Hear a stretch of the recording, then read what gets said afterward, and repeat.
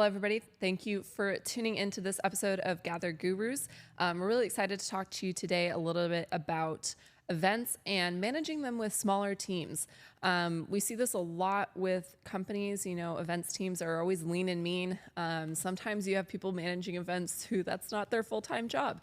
So we're going to chat a little bit about that, some of the solutions that we've found have been really effective, and talk through how we've seen some companies manage their events when they only have one person on staff who really can manage it. So thanks for tuning in and excited to hear all of your thoughts about this conversation.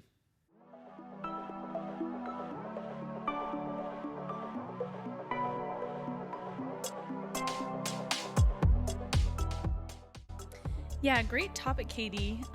So to start us off, how do you manage events with a scaled back team?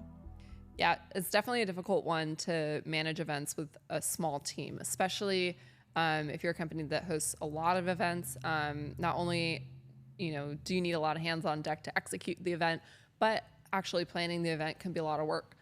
We see a lot of companies come to us with somebody who is managing the event, and that's not even their full-time job. And so it can be a lot of work. It can be very difficult. But, we've seen a lot of really small teams, teams of 2 or 3 produce tons of events. So it can be done. It's just trying to find efficiencies, trying to find the most effective ways to work, and then also finding help. So we'll talk a little bit about that. Yeah, so you kind of brought this up a little, but what is the event associate approach? Yeah. So we've been talking a lot about the event associate approach lately. That's where you have somebody who's basically a full-time person who works for you, but isn't necessarily part of your internal team. So this can be a good solution for companies when they're not able to add headcount to their teams.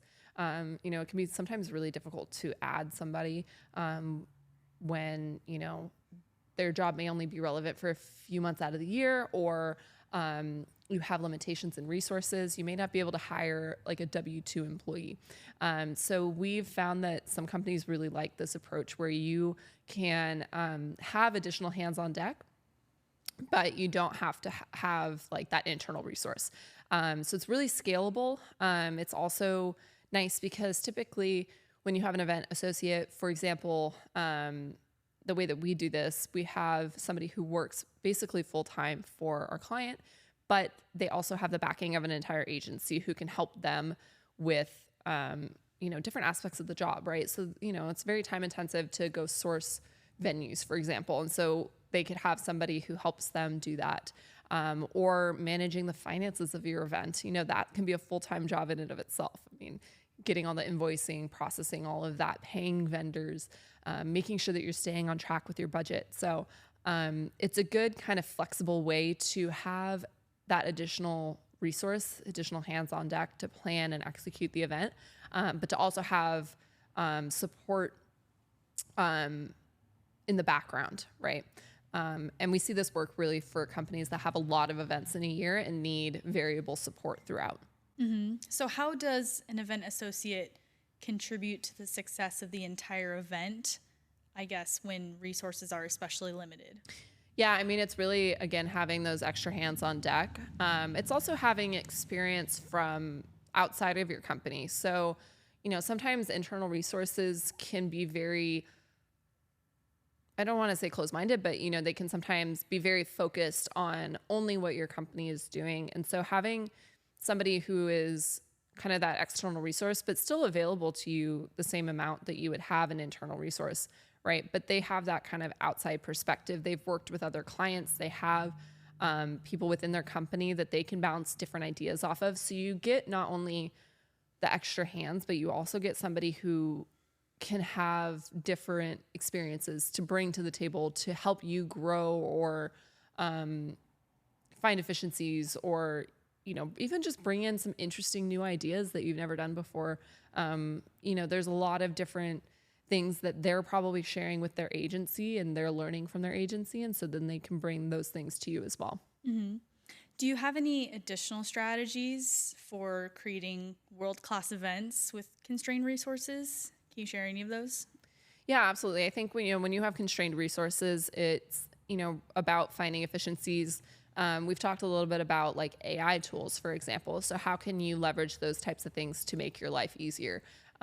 Maybe it's having it do research for you, right, on different event formats or different vendors even. How do you find different ways to reduce the workload that you have, but still be effective in what you're doing? So that's a really great tool. I think also making sure that, the vendors that you choose are very communicative, that they're easy to work with. That is extremely important. It reduces the stress of making sure that things are going to go correctly when you're on site. And you hopefully don't have to have as much oversight over them while you're kind of going through the planning process. And again, having, extra resources on hand where you can. So whether that's finding internal resources of people who can volunteer on site, or having that third party or event associate on site to be able to help you is really important, because there's so many things that have to go on the event day that you need to make sure that you have enough people on site to be able to manage all of that. Mm-hmm. And you touched on this a little in the beginning, but how can companies maintain a lean yet efficient team? Yeah, I think it's, again, making sure that your internal resources are utilized the best they can be. So, making sure that people aren't getting bogged down in tasks that are taking all their time. I had a boss who always used to say highest and best use of your time, right? Making sure that what you're producing is providing the most value it can. And so making sure that your team, if you need to keep it lean, is focusing on those higher, more important tasks. And then, if you have somebody like an event associate or a third party, or even a contractor or AI that can help offload some of those really time-intensive tasks that don't really I hate this phrase, but move the needle. Those types of things, I think you have to really carefully evaluate and make sure that you're cutting out any waste. Because if you do want to keep that lean team, you got to make sure that you're not taking up all their time with so many extra things, especially when it comes to events. There's so many things that can take your attention away from what's really important. So definitely recommend that, if your team is looking at, your program of events over the next year and you're kind of unsure of how you're going to balance all of it, see what you can kind of cut out and what's not as important. And then look at getting help from external teams where possible. Mm-hmm. Yeah, great point. Well, that's all the questions I have for you on Event Associates. Awesome. Thanks, Madison. And thanks everybody for listening in. This is a quick one, but we really love to kind of chat with teams about how we may be able to help you with a full-time equivalent, or somebody who can kind of come in and take some of those really time-intensive, annoying, if we might say, tasks off your hands, and make sure that your events are operating at their best.